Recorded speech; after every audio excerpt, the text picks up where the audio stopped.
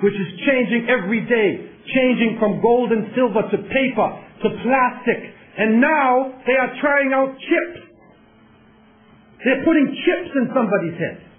They tried it in Florida. And if you can take anything from me, don't ever let anybody put a chip inside of you. Don't let them do it to you, man. A microchip. And they say, no. It can do you a lot of good. If you're diabetic, it will say you're diabetic.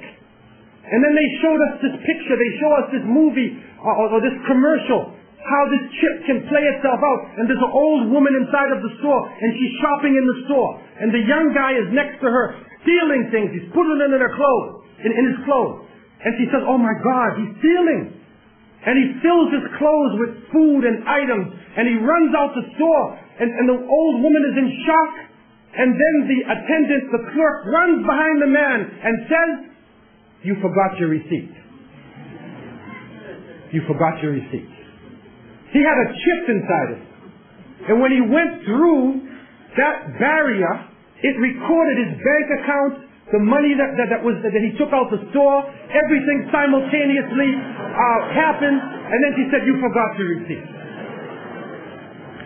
What a beautiful world it would be. What a beautiful world. But the problem we're facing is, what else can happen with that chip? What else can be done to the chip? Your emotions could be controlled. Your mind could be controlled. You could even be killed. Wal-iyadu billah. In the earlier decades, people wrote about this. George Orwell wrote about it. You saw 1984. You saw people talking about animal farms, talking about Big Brother.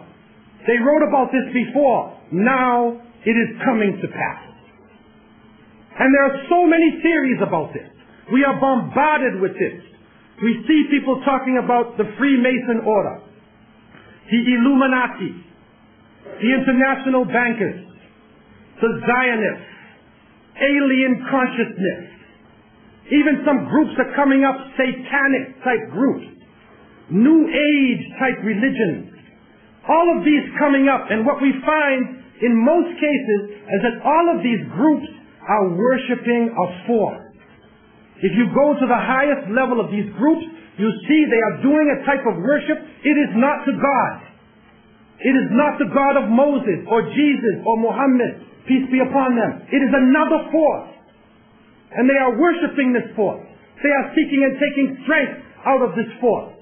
And nobody can say exactly what it is. But Muslims have the bottom line. And Allah has told us, قُلْ جَاءَ الْحَقُّ وَزَهَقَ الْبَاطِلُ إِنَّ الْبَاطِلَ كَانَ زَهُوقًا.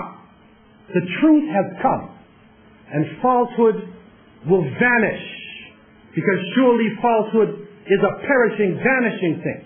And so the Quran and the Hadith, the revelation gives the Muslim the bottom line. And we need to work from the bottom line up, instead of from the confusion to the bottom line. And when we go to the bottom line, we find that the Quran talks about in the beginning of time, when Allah subhanahu wa ta'ala had created the creation, and then He created Adam alayhi salam. And He turned to His angels, and amongst the angels was a jinni named Iblis. May Allah protect us from him. There was a jinni amongst them who was so pious and so knowledgeable, he was given a place with the angels. The angels could not disobey Allah. And so Allah told them in the oft repeated verses, Usjudu li Adam fasajadu illa Iblis. He told them, bow down to Adam. And all of them bow down except Iblis. And Surah Al-Kahf told us, Kana min al-jinn. He was jinni. He was not a fallen angel. He refused to bow down. Why did he not bow down? خَلَقْتَنِي مِن نَارٍ وَخَلَقْتَهُ مِن طِينٍ. You made me from fire, and you made him from clay. Arrogance and pride. And you could say he was a racist. He was the first racist. Because he didn't want to accept Adam. Not because of anything that he or Adam did, but because merely of the creation of Adam alayhi salam. And so Allah subhanahu wa ta'ala cursed him and sent him down and promised him hellfire. But the shaitan, wal-iyadu billah, asked for respite. He asked for a chance to come to the creation. And he made it clear, and the Quran tells us very clearly, that he said, I will come around them on their right side, on their left side, above them. I will make them change the creation of Allah. And in one of the verses, and there are so many, so much truth which is in front of us, if we would read this book, not just to read it for the knowledge, read it for the guidance in the world that we are living in today. And it tells us in Surah Al-Baqarah, Allah tells us, أعوذ بالله من الشيطان الرجيم يا أيها الناس كلوا مما في الأرض حلالا طيبا ولا تتبعوا خطوات الشيطان إنه لكم عدو مبين إنما يأمركم بالسوء والفحشاء وأن تقولوا على الله ما لا تعلمون. And so Allah told us, O people, eat from the earth that which is permissible and wholesome, that which is good, and do not follow the footsteps of the shaitan. For he is to you an open enemy. Verily, he will command you with immorality and evil, sexual immorality, and he will also command you to say about Allah that which you know not. In another verse, Allah tells us, الشيطان يعدكم الفقر ويأمركم بالفحشاء, that he will threaten you with poverty, and he commands you with immorality, with corruption.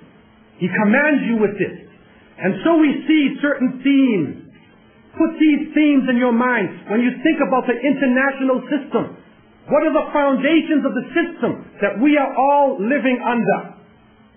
The fear of poverty, evil, corruption.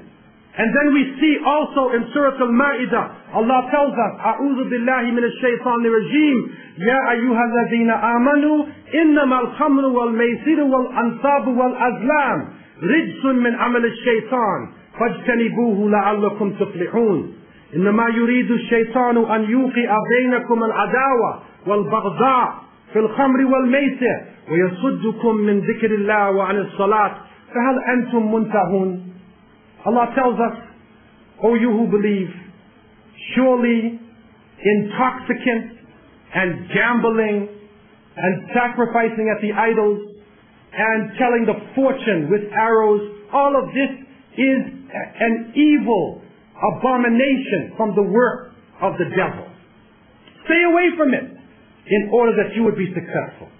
Surely the shaitan wants to put in between you hatred and animosity by using intoxicants and gambling, and to block you from the remembrance of Allah and from your salat, from your prayers.